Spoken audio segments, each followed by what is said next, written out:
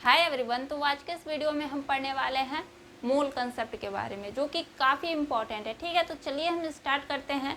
समझते हैं सबसे पहले कि मोल क्या होता है। देखो, अगर हम मोल की बात करें तो मोल जो होता है वो मेरा सिंपल एक नंबर होता है जिसकी वैल्यू क्या होती है, तो 6.02 इंटू 10⁻23 होता है। जैसे कि अगर हम बोलते हैं कि हमारे पास एक मोल पेन है, तो इसका मतलब क्या हुआ कि मेरे पास 6.02 इंटू 10⁻23 पेन है। अगर हम बोलते हैं कि मेरे पास एक मोल बुक है, तो इसका मतलब क्या हुआ कि मेरे पास 6.02 इंटू 10⁻23 बुक है। अगर हम ये बोलते हैं कि हमारे पास एक मोल मार्कर है, तो इसका मतलब मेरे पास कितने मार्कर हैं, तो 6.02 इंटू 10⁻23 मार्कर हैं। यानी मोल क्या है, तो सिंपल सा एक नंबर है। जिस तरह से एक दर्जन क्या है, तो एक नंबर है जो किसके इक्वल होता है, तो 12, यानी कि एक दर्जन इज इक्वल टू 12। ठीक है, उसी तरह से एक मोल भी क्या है, मेरा एक नंबर है जिसकी वैल्यू क्या होती है, 6.02 इंटू 10⁻23, जिसको हम लोग अवगाद्रो नंबर भी बोलते हैं और इसको हम लोग Na से रिप्रेजेंट करते हैं। ठीक है, तो अगर हमारे पास एक मोल पेन है, तो इसका मतलब हमारे पास 6.02 इंटू 10⁻23 पेन है। अगर हम बोलते हैं हमारे पास एक मोल बुक है, तो उसका मतलब क्या हो गया कि हमारे पास 6.02 इंटू 10⁻23 बुक है। अगर हम बोलते हैं कि हमारे पास एक मोल मार्कर है, तो उसका मतलब क्या है कि 6.02 इंटू 10⁻23 मार्कर है। इसी तरह अगर हम बोले कि हमारे पास एक मोल ऑक्सीजन मॉलिक्यूल है, तो इसका मतलब क्या हो गया कि हमारे पास कितने ऑक्सीजन मॉलिक्यूल हैं, तो 6.02 इंटू 10⁻23 ऑक्सीजन मॉलिक्यूल हैं। ठीक है, तो ये तो मेरा हो गया मोल। ठीक है, कि होता क्या है। अब हम बात करेंगे, जैसे जो क्वेश्चंस आते हैं वो हमसे ज़्यादातर पूछता है कि नंबर ऑफ मोल निकालने के लिए। तो नंबर ऑफ मोल निकालने के लिए हमारे पास 3 फॉर्मूले हैं जो कि काफ़ी इम्पॉर्टेंट है। उसी से मेरे मैक्सिमम क्वेश्चंस पूछे जाते हैं, जो कि आपको पता होना चाहिए। ठीक है, तो अभी हम अपना क्या पढ़ने वाले हैं कि नंबर ऑफ मोल कैसे निकालेंगे। नंबर ऑफ मोल निकालने के लिए हम लोग 3 फॉर्मूले का यूज करते हैं, उसको हम लोग यहाँ पे डिस्कशन करने वाले हैं। उसके बाद से कुछ क्वेश्चन हैं, उस पर हम लोग डिस्कशन करेंगे। ठीक है, तो अब देखो, अब हमको क्या देखना है कि नंबर ऑफ मोल निकालने के 3 जो फॉर्मूले हैं उसको हम लोग यहाँ पे लिखने वाले हैं। देखो, नंबर ऑफ मोल को हम लोग जनरली एन से रिप्रेजेंट कर सकते हैं, एन से करते हैं। ठीक है, नंबर ऑफ मोल को हम लोग कैसे रिप्रेजेंट कर सकते हैं, एन से। अब देखो, निकालने के लिए 3 फॉर्मूले हैं। अब जैसे मान लो अगर हमको क्वेश्चन में क्या दे, मास दे।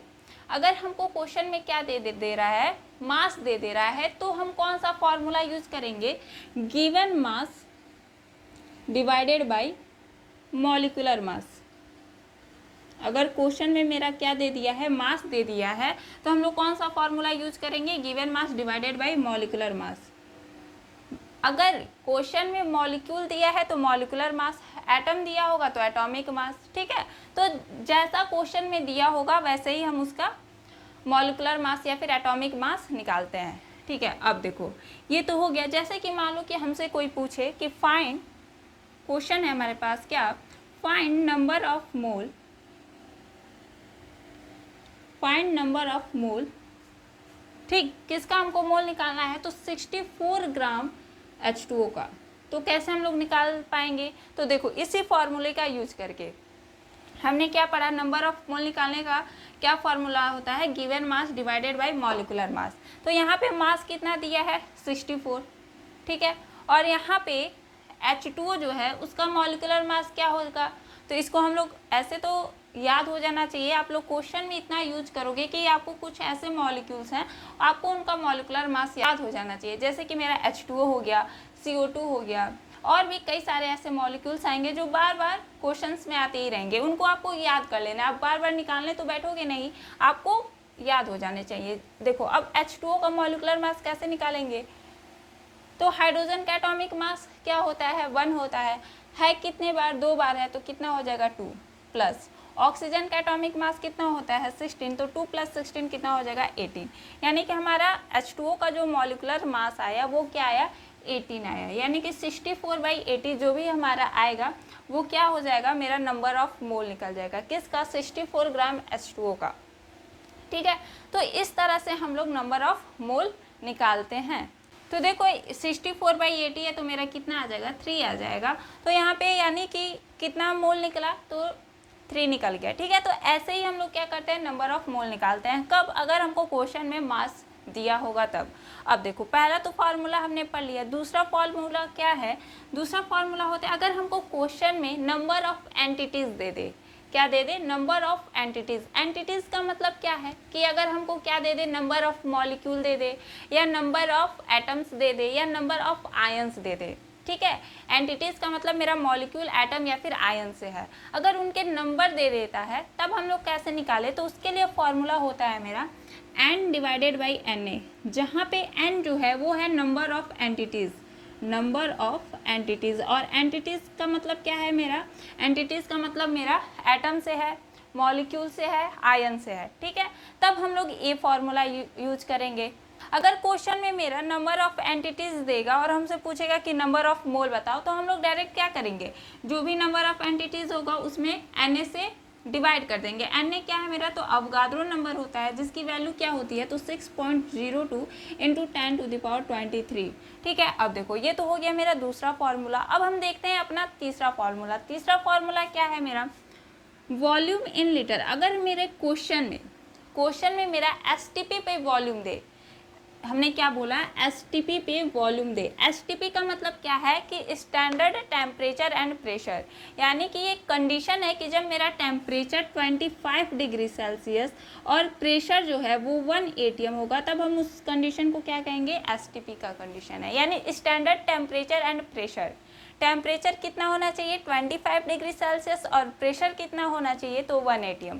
अगर STP पे मेरा वॉल्यूम दे रहा है ठीक है वो लीटर में होना चाहिए, जो भी मेरा STP पे जो वॉल्यूम दे रहा है वो लीटर में होना चाहिए। ठीक है तब हम उस नंबर ऑफ मोल कैसे निकालेंगे तो जो वॉल्यूम है वो लीटर में होना चाहिए, उसको हम लोग 22.4 से डिवाइड कर देंगे तो हमको क्या मिल जाएगा नंबर ऑफ मोल। यहाँ पे हम लोग लीटर में ऊपर ये इसलिए ले रहे हैं क्योंकि ये जो हमने 22.4 लिया है ये मेरा लीटर में होता है। ठीक है यानी कि नंबर ऑफ मोल निकालने का हमारे पास 3 फॉर्मूले हैं। कौन कौन से, अगर क्वेश्चन में हमको मास गिवन है तो हम कौन सा फॉर्मूला यूज करेंगे given mass divided by molecular मास। अगर हमको क्वेश्चन में नंबर ऑफ एंटिटीज दिया है तो हम लोग कौन सा फॉर्मूला यूज करेंगे n/Na, जहाँ n क्या है तो नंबर ऑफ एंटिटीज है और Na क्या है तो अवगाद्रो नंबर। थर्ड फॉर्मूला क्या है मेरा कि अगर हमको क्वेश्चन में STP पर वॉल्यूम दिया हुआ है तब हम कौन सा फॉर्मूला यूज करने वाले हैं तो वॉल्यूम इन लीटर। ठीक है ये क्वेश्चन में दिया होगा आपको कि STP पे वॉल्यूम जो है वो इतना है, इतना कोई कितना भी लीटर दिया होगा उसको हम लोग किससे डिवाइड कर देंगे 22.4 से डिवाइड कर देंगे तो हमको क्या मिल जाएगा n मिल जाएगा। ठीक है अब देखो यहाँ पे हमको दिख रहा है कि ये जो फॉर्मूला है given mass divided by molecular mass ए किसके इक्वल है तो n/Na के इक्वल है। ठीक है और n/Na किसके इक्वल है तो वॉल्यूम यानी जो भी लीटर में दिया है वो वॉल्यूम डिवाइडेड बाय 22.4 लीटर के इक्वल है। अगर हमसे क्वेश्चन में अभी हम क्वेश्चन करेंगे तो हम वहाँ देखेंगे कि हमको क्या कर देता है वो क्वेश्चन में हमको मास दे देगा, मॉलिक्यूलर मास दे देगा और अवगाद्रो नंबर तो हमको पता ही होता है और हम उससे नंबर ऑफ मॉलिक्यूल पूछ लेगा। ठीक है तो हम लोग क्या करेंगे कि ये जो 2 फॉर्मूले हैं उनको आपस में इक्वल कर देंगे और यहाँ से हम लोग क्या निकाल सकते हैं नंबर ऑफ मॉलिक्यूल। भाई अगर हमको ये 2 की वैल्यू पता है और इसकी भी वैल्यू पता है तो यहाँ से हम लोग n की वैल्यू निकाल सकते हैं। फिर या फिर हमको क्या कर सकता है कि इसकी वैल्यू दे दे, वॉल्यूम दे दे और ये तो भाई कांस्टेंट है ये हमको पता ही रहेगा और हमसे मास पूछ ले और क्वेश्चन में जो भी मॉलिक्यूल होगा उसका मॉलिक्यूलर मास हम निकाल लेंगे तो हम गिवन मास जो भी मास होगा वो कैलकुलेट कर सकते हैं। यानी कि अगर मान लो कि अगर हम इसको क्या बोल दें given mass divided by molecular मास को अगर हम A बोल देते हैं ठीक है, number of entities divided by Na को हम B बोल देते हैं, और volume in litre divided by 22.4 को अगर हम C बोल देते हैं तो इसका मतलब A is equal to B is equal to C होगा। यानी A जो होगा B के इक्वल होगा, B जो होगा वो C के इक्वल होगा। यानी कि इसका मतलब क्या है कि A जो है वो C के भी इक्वल होगा। यानी कि जब ऐसा कोई क्वेश्चन आए कि हमको तीन क्वांटिटीज़ दी होगी और हमको एक क्वांटिटीज़ की वैल्यू निकालनी होगी, तो हम क्या करेंगे, दो फॉर्मूले को हम लोग इक्वल कर देंगे और वहाँ से 3 की वैल्यू रख करके चौथे की वैल्यू निकाल सकते हैं। तो ऐसे हम लोग क्वेश्चन करने वाले हैं, कई सारे ऐसे क्वेश्चंस हैं जिसको हम करेंगे। तो आप लोग सबसे पहले क्या करिए कि ये जो फॉर्मूला है उसको नोट कर लीजिए, उसके बाद से हम अब देखने वाले हैं अपना क्वेश्चन। तो देखो सबसे पहले कौन सा फॉर्मूला है, given mass divided by molecular मास, फिर मेरा n बाई Na, n क्या है नंबर ऑफ एंटिटीज, Na क्या है अवगाद्रो नंबर, फिर मेरा volume in litre divided by 22.4। ठीक है, क्वेश्चन आप लोग क्या करिए कि इसको नोट कीजिए। अब हम करते हैं इस पे क्वेश्चंस। तो अब हम करते हैं अपना क्वेश्चन। देखो फर्स्ट क्वेश्चन क्या है मेरा, क्वेश्चन है 19 gram of water contains how many mole, यानी कि 90 ग्राम वाटर में कितने मोल कंटेन किए हैं। ठीक है, यानी हमको मोल निकालना है। तो देखो यहाँ पे हम लोग मोल का कौन सा फार्मूला यूज करेंगे, मोल निकालने के लिए कौन सा फार्मूला यूज करेंगे। तो जो हमारे पास फार्मूला है n is equal to given mass divided by molecular mass. हमने ये फॉर्मूला क्यों यूज किया, क्योंकि यहाँ पे जो क्वेश्चन है मेरा उसमें हमको मास दिया हुआ है और हम H2O है तो उसका मॉलिक्यूलर मास निकाल सकते हैं। भाई वाटर है, इसका मतलब क्या है H2O है। तो देखो मास कितना दिया हुआ है मेरा 19 ग्राम दिया हुआ है, यानी मास की वैल्यू 19 ग्राम, और मॉलिक्यूलर मास कितना दिया हुआ है मेरा, तो H2O का भी हमने पिछले वाले क्वेश्चन में निकाला था, कितना आया था 18 आया था। यानी कि हमको यहाँ से क्या मिल गया 5 मिल गया। तो अब कौन सा ऑप्शन मेरा करेक्ट है, तो सी ऑप्शन जो है वो मेरा करेक्ट हो जाएगा। ठीक है, देखो कितना इजी था ना। क्वेश्चन में क्या दिया था, हमको ये निकालना था 19 ग्राम वाटर में कितने मोल प्रेजेंट होंगे। ठीक है, तो हमने क्या किया, फॉर्मूला यूज किया, कौन सा, given mass divided by molecular मास, और फिर हमने क्या किया, मास को लिख लिया जितना मास दिया था, और जो मेरा मॉलिक्यूलर मास है उसको लिख लिया। तो यहाँ से हमको क्या मिल गया 5 मिल गया। तो यहाँ पे मेरा जो सी ऑप्शन है वो करेक्ट हो जाएगा। उसके बाद से देखो नेक्स्ट क्वेश्चन देखते हैं क्या है मेरा, the total number of electron present in 18 ml of water. ठीक है, डेंसिटी दिया हुआ है वाटर का कितना, तो 1 ग्राम पर ml, और हमको क्या निकालना है टोटल नंबर ऑफ इलेक्ट्रॉन किस में, तो 80 ml ऑफ वाटर में जितना प्रेजेंट है। तो देखो इसके लिए बच्चे क्या गलती करते हैं कि जो हमने नंबर ऑफ मोल ये जो फार्मूला पढ़ा है वॉल्यूम लीटर में डिवाइडेड बाय 22.4, यहाँ पे वो अधिकतर बच्चे ये अप्लाई कर देते हैं, जबकि ये जो है ये बिल्कुल गलत हो जाएगा। यहाँ पे जो वॉल्यूम होता है वो STP पे दिया होता है, जबकि इस क्वेश्चन में मेरा STP पे तो दिया हुआ नहीं है। तो यानी कि हम लोग यहाँ पे ये फॉर्मूला यूज करने वाले नहीं है। देखो यहाँ पे हमको डेंसिटी दी हुई है किसकी, तो वाटर की, और हमको वॉल्यूम दे दिया हुआ है। तो क्या हम यहाँ से मास निकाल सकते हैं, बिल्कुल निकाल सकते हैं। कैसे निकाल सकते हैं, क्योंकि हमको पता है कि डेंसिटी इज इक्वल टू क्या होता है, डेंसिटी इक्वल टू क्या होता है मेरा मास डिवाइडेड बाय वॉल्यूम। तो अगर हमको वॉल्यूम और डेंसिटी पता है तो हम यहाँ से मास निकाल सकते हैं। अब डेंसिटी कितना दिया हुआ है, तो 1 ग्राम पर ml, और वॉल्यूम कितना दिया हुआ है, मास को हम लोग x बोल देते हैं। चलो भाई ठीक है, वॉल्यूम कितना दिया है, तो 18 ml दिया हुआ है। तो यहाँ से मास कितना निकल गया, यानी x की वैल्यू कितना निकल गया मेरा 18 ग्राम। ठीक है, 18 ग्राम आ जाएगा। ठीक है, यानी मास तो निकल गया। और हमसे क्या पूछा है, नंबर ऑफ इलेक्ट्रॉन। जब भी आपसे कोई नंबर पूछे तो आपको कौन सा फॉर्मूला याद करना है, n डिवाइडेड बाई Na, यानी आपको इस फॉर्मूले का तो यूज करना ही है। जब भी नंबर पूछ दे तो आपको सबसे पहले इस फॉर्मूले को याद करना ही है। उसके बाद से देखो अब हमको मास दिया हुआ है, यानी मास दिया है तो कौन सा फॉर्मूला हम यूज करेंगे, given mass divided by molecular मास। ठीक है, तो मास कितना हमको दे दिया है 18 ग्राम, और यहाँ पे हम बात कर रहे हैं वाटर की यानी कि H2O का, तो H2O का मॉलिक्यूलर मास कितना हो जाएगा 18। तो यहाँ पे ये मेरा क्या आ गया 18 डिवाइडेड बाई 18, यानी कि 1 is equal to n divided by Na। तो यहाँ से हम लोग क्या लिख सकते हैं, n is equal to Na, यानी हमको नंबर ऑफ मॉलिक्यूल कितना मिल गया, Na मिल गया। अब हमको निकालना क्या है, तो नंबर ऑफ इलेक्ट्रॉन्स, ठीक है, हमको इलेक्ट्रॉन्स की संख्या निकालनी है। तो उसके लिए हम क्या करेंगे, जो मेरा H2O है, ठीक है, जो मेरा H2O है इसमें कुल कितने इलेक्ट्रॉन हैं, तो देखो एक हाइड्रोजन के पास कितने इलेक्ट्रॉन होते हैं, एक इलेक्ट्रॉन होते हैं, लेकिन यहाँ पे 2 एटम है हाइड्रोजन का, तो इसका मतलब यहाँ पे 2 इलेक्ट्रॉन हो जाएगा। और एक ऑक्सीजन के पास कितने इलेक्ट्रॉन होंगे, तो 8 हो जाएंगे, तो 2 + 8 कितना, 10। तो यानी कि हमको यहाँ नंबर ऑफ इलेक्ट्रॉन ही तो निकालना था, ठीक है, तो हम यहाँ पे क्या करेंगे, 10 से मल्टीप्लाई कर देंगे, 10 × Na। तो यहाँ पे Na की वैल्यू कितनी होती है, तो 6.02 × 10⁻23। तो 10 इंटू, और जब हम ये करेंगे तो यहाँ पे एक पावर जुड़ जाएगा, तो 23 की जगह 24 हो जाएगा, तो 6.02 × 10⁻24 हो जाएगा। और यही मेरा क्या है, ऑप्शन में सी जो ऑप्शन है वो करेक्ट हो जाएगा। आप लोग देख सकते हो सी जो ऑप्शन है 6.02 × 10⁻24 दिया हुआ है। तो इस क्वेश्चन को हम लोग ऐसे कर सकते हैं। अब देखो नेक्स्ट क्वेश्चन क्या है मेरा, the weight of 1 × 10⁻22 molecule of copper sulphate 5s2। हमको इसका क्या निकालना है, मास निकालना है। तो देखो इस क्वेश्चन जो है वो ज़्यादा टफ नहीं है, बस यहाँ पे हमको ये पता होना चाहिए कि जो मेरा कॉपर सल्फेट 5s2 है उसका मॉलिकुलर मास कितना होगा।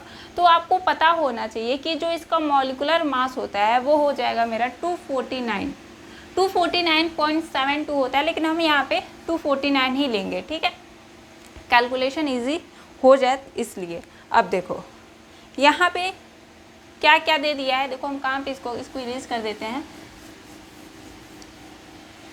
कॉपर सल्फेट और 5s2 ये जो है इसका मॉलिकुलर मास कितना हो गया है 249, और हमको दिया क्या हुआ है, और हमको दे दिया है नंबर ऑफ मॉलिक्यूल दे दिया है, यानी कि n की वैल्यू हमको कितना दे दिया है 1 × 10⁻22। आप लोग क्वेश्चन में देख सकते हो।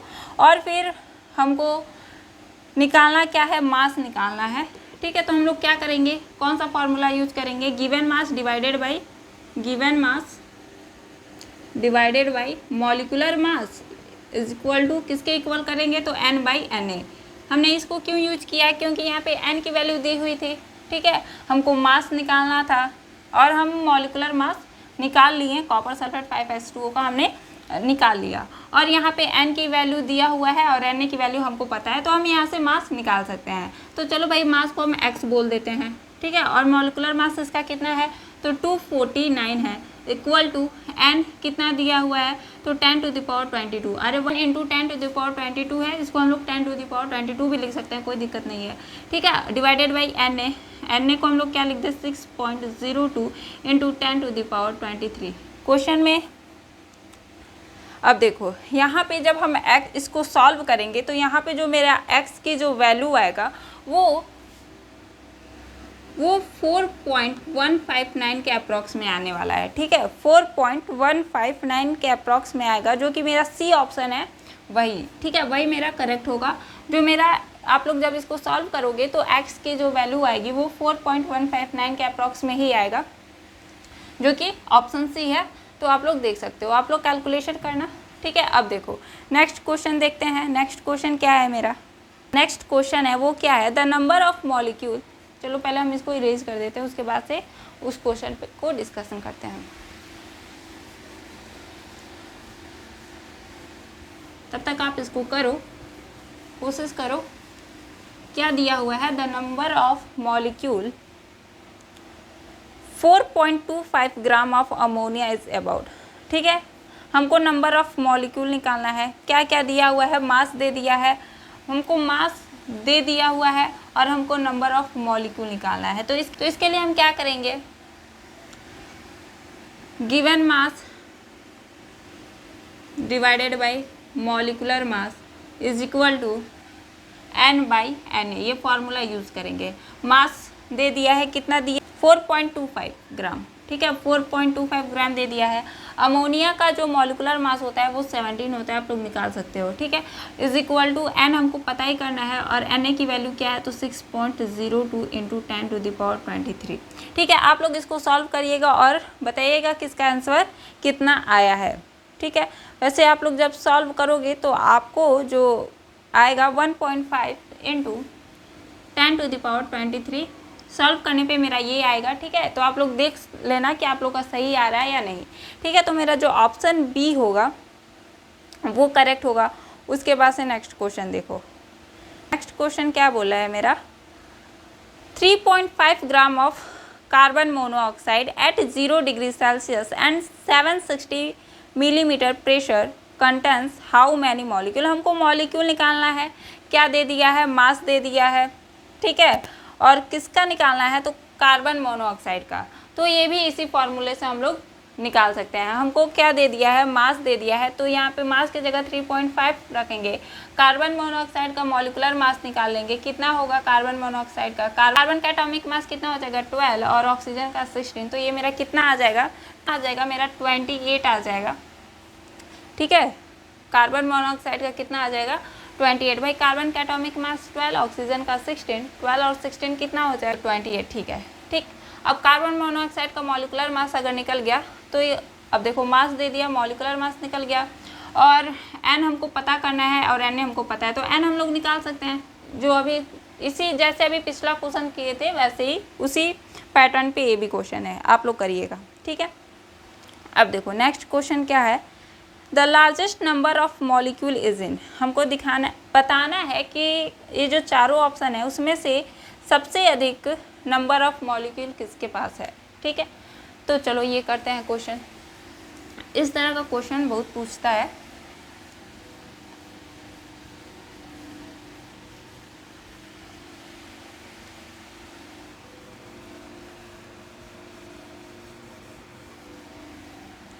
देखो क्वेश्चन क्या है मेरा, पहला क्या है option 28 gram of CO2, 28 gram CO2, ठीक। हमको नंबर ऑफ मॉलिक्यूल निकालना है, तो नंबर ऑफ मॉलिक्यूल निकालना है और हमको ये मास दे दिया है। तो अभी जो हमने पिछला क्वेश्चन किया था तो जो फॉर्मूला यूज किया था वही हम करेंगे, ठीक है। यानी कि चलो गिवन मास को हम लोग W से यहाँ पे रिप्रेजेंट कर देते हैं, ठीक है। W बाई, चलो डायरेक्ट हम फॉर्मूला ही यहाँ पे उसको अप्लाई कर देते हैं क्योंकि इतना टाइम नहीं है, ठीक है। 28 डिवाइडेड बाई CO2 का molecular mass 44 is equal to N, हमको पता ही करना है, और ये मेरा हो गया Na, ठीक। अब देखो ये कितने टाइम्स में कटेगा, 28 डिवाइडेड बाई 44 है, तो सबसे पहले हम इसको 4 के टेबल से ही काटते हैं, तो ये 7 बार में जाएगा और फिर और ये जो है वो 11। तो यानी कि हमको यहाँ पे n की वैल्यू कितनी मिली, तो n की वैल्यू हमको मिली 7/11 Na, ठीक है। फिर अब हम सेकेंड ऑप्शन की तरफ चलते हैं। सेकेंड ऑप्शन क्या है, 46 ग्राम ऑफ एथेनॉल। बी क्या है, 46 ग्राम ऑफ एथेनॉल। एथेनॉल का जो मॉलिक्यूलर मास होता है वो 46 ही होता है। तो यहाँ पे अगर हम लोग निकालेंगे तो क्या आएगा, तो देखो मास कितना दिया है 46 डिवाइडेड बाई इसका मॉलिक्यूलर मास भी 46 होता है, n डिवाइडेड बाई Na, ठीक है। तो यहाँ से हमको क्या मिल जाएगा, n इज इक्वल टू, इससे ये मेरा 1 आया, 46 डिवाइडेड बाई 46 1 आया, तो यहाँ से हमको n की जो वैल्यू मिल गई वो सिर्फ Na ही मिला, ठीक है। तो यहाँ पे मेरा ये Na आया। थर्ड ऑप्शन क्या है मेरा, 36 ग्राम ऑफ H2O। यहाँ पे इसको हम कर देते हैं, C क्या है 36 ग्राम ऑफ H2O। तो देखो यहाँ पे हम लोग वही फार्मूला यूज करेंगे, मास कितना दिया है 36 और H2O का मॉलिक्यूलर मास कितना होता है तो 18 is equal to n divided by Na, ठीक है। तो यहाँ से मेरा n की वैल्यू कितना आ जाएगा, तो ये 81 और 36 2, ठीक है। 18 के टेबल से हमने इसको काट दिया, तो यहाँ से हमको n की जो वैल्यू मिल जाएगी वो कितनी मिल गई 2Na, ठीक।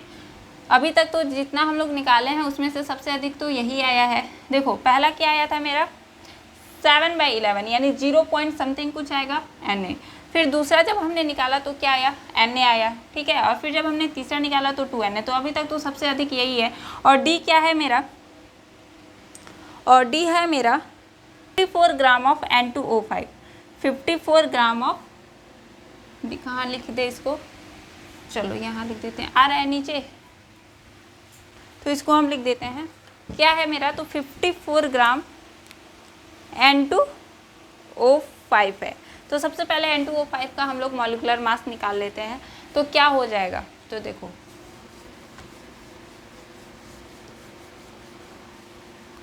N2O5।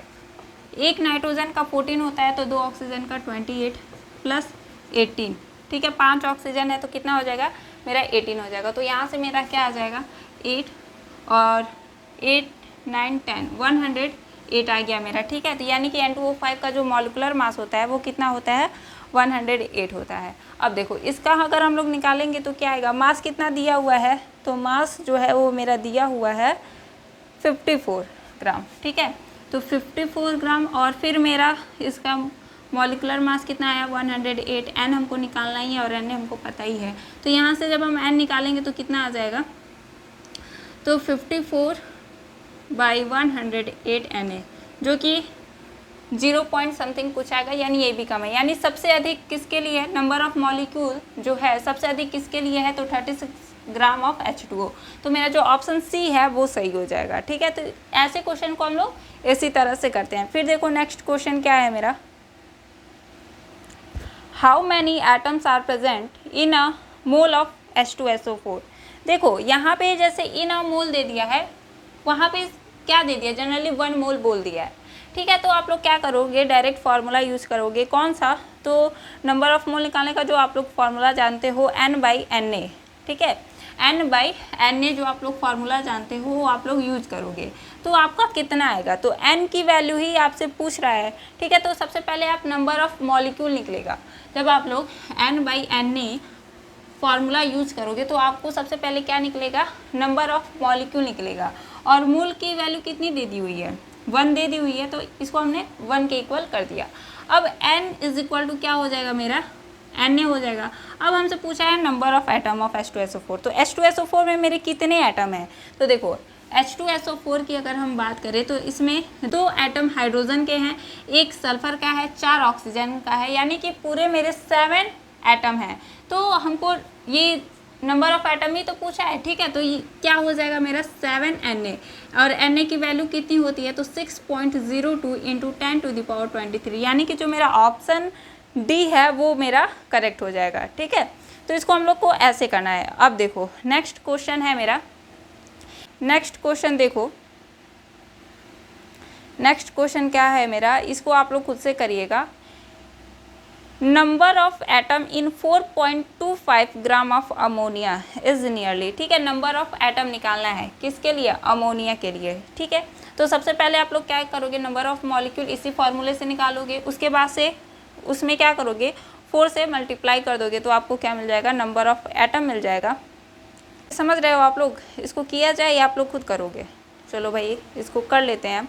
BHU में पूछा गया है, number of atom 4.25 gram of ammonia is nearly, ठीक है। तो मास दे दिया है 4.25 और अमोनिया है तो उसका मॉलिक्यूलर मास 70। एन की वैल्यू ही निकालना है और एन हमको पता है, ठीक। तो यहाँ से अगर हम n की वैल्यू जो भी आएगी, देखो हम आपको बस बता दे रहे हैं, आप लोग इसको अच्छे से सॉल्व करना। तो n की वैल्यू निकाल लेना 4.25 × Na डिवाइडेड बाई 17, ठीक। जो भी आएगा, मान लो कि जो भी तुम्हारा आया x आ गया, ठीक है। उसके बाद से आपको ये आप निकाले हैं नंबर ऑफ मॉलिक्यूल, आपको नंबर ऑफ एटम निकालना है। तो अमोनिया में कितने एटम हैं, तो 3 हाइड्रोजन के 1 नाइट्रोजन के, यानी 4 एटम है। तो आप लोग क्या करोगे, उसमें 4 से मल्टीप्लाई कर दोगे, वही तुम्हारा आंसर आ जाएगा, ठीक है। तो आप लोग इसको करिएगा। उसके बाद से देखो नेक्स्ट क्वेश्चन क्या है मेरा, volume of 4.4 gram of CO2 at STP is, ठीक है। कैसे करेंगे, बहुत ईजी है। जो हमने आपको स्टार्टिंग में बताया था, क्या बताया था, आपको 3 फॉर्मूले बताए गए थे नंबर ऑफ मोल निकालने के लिए। तो यहाँ पे ये देखो क्या दिया है, आपको दिया है मास दे दिया है और आपसे वॉल्यूम पूछा है। तो आप लोग कौन सा फॉर्मूला यूज करोगे, given mass divided by molecular mass equal to volume in litre. यहाँ पे STP की बात की है ना, हाँ ठीक है। तो volume in litre divided by 22.4, यहाँ से आप लोग क्या निकाल सकते हो, वॉल्यूम निकाल सकते हो, ठीक है। तो आप लोग जब निकालोगे तो 2.24 आएगा, पहला जो ऑप्शन है वो सही हो जाएगा। आप लोग निकाल के देखिएगा कि आप लोग का आ रहा है उतना, ठीक है। उसके बाद से देखो नेक्स्ट क्वेश्चन देख लो, which of the following contains particle equal to those in 12 gram magnesium. Particle का मतलब क्या, एटम सही है, ठीक है। यहाँ पे जो पार्टिकल है समझना एटम ही है।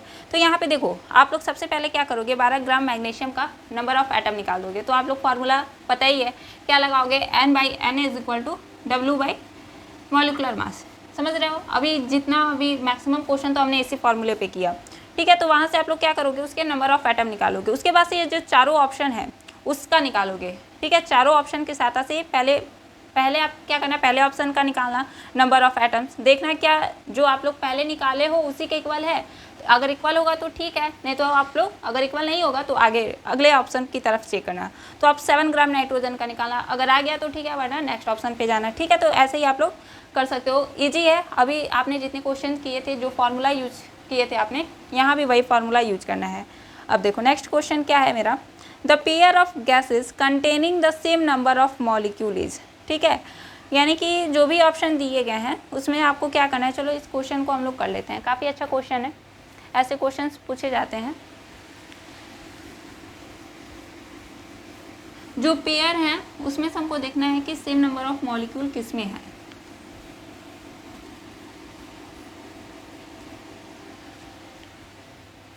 देखो पहला क्या है, 22 ग्राम of CO2 and 72 gram of N2, ठीक है। पहला क्या है मेरा, 22 ग्राम of CO2 and 72 gram of N2, ठीक है। इसका हम चेक करते हैं क्या दोनों में नंबर ऑफ मॉलिक्यूल सेम आ रहा है या नहीं आ रहा है।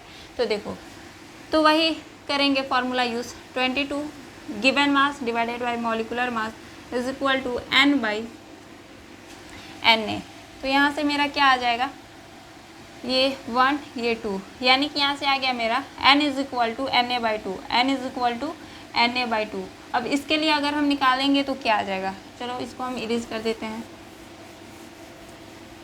इसके लिए अगर हम निकालेंगे तो देखो मास कितना दिया हुआ है, 72 ग्राम, ठीक है। और N2 का मॉलिकुलर मास कितना हो जाएगा, तो 28, ठीक, 28 ही होगा।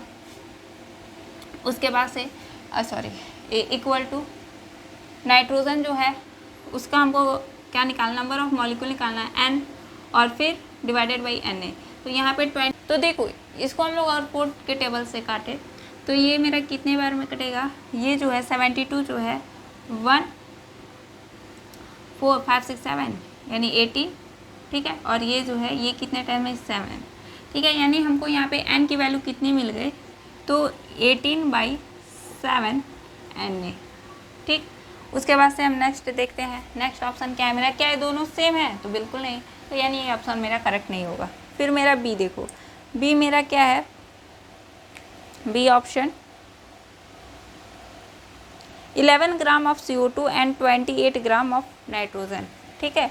तो निकालते हैं डायरेक्ट, 11 ग्राम ऑफ CO2 है यानी 11/44 N/Na, तो यहाँ पे 1/4, ठीक है। यानी N की वैल्यू कितनी आई, तो Na × 1/4, ठीक है। डायरेक्ट लिखे या फिर हम यहीं पे लिख दें, देखो हमने क्या लिखा, 11 / 44 N/Na।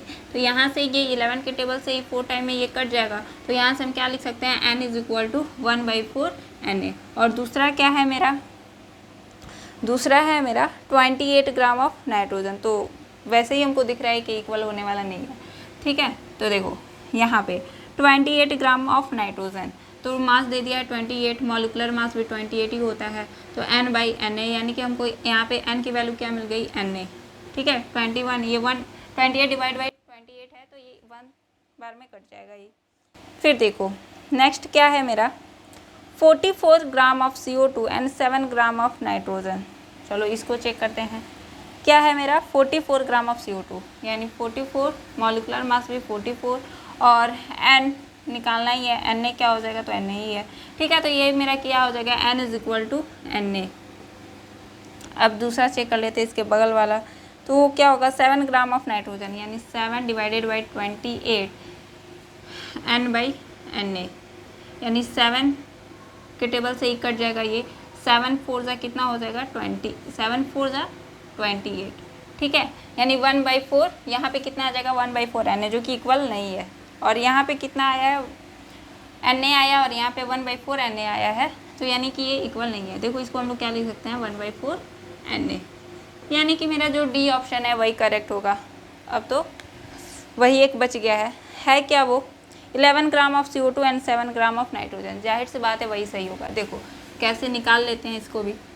11 ग्राम ऑफ CO2 यानी 11 डिवाइडेड बाई 44, ठीक है, और n बाई Na। तो यहाँ से हमको n की वैल्यू कितनी मिल जाएगी, n की वैल्यू मिलेगी 1/4 Na, ठीक है।